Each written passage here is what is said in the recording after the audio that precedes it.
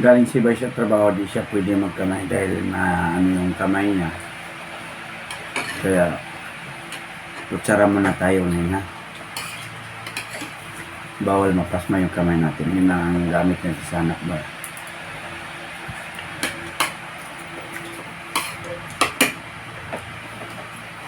Kamuting grill.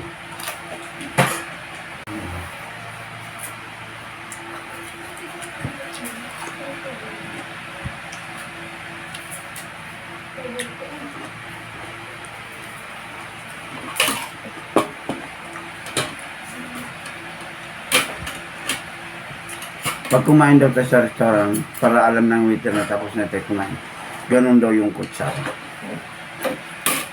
Ibig sabihin, tapos ka na kumain. Pag nakaganyan pa, di pa yung sa tapos. Ganyan na, nakaligpit na yung kutsara. Ibig sabihin, tapos na. Ganun ang tanda ng mga waiter. Kaya liligpit na nila pag nakaganon ang kutsara. Kapag na tayo kumain, dito naman tayo sasarin.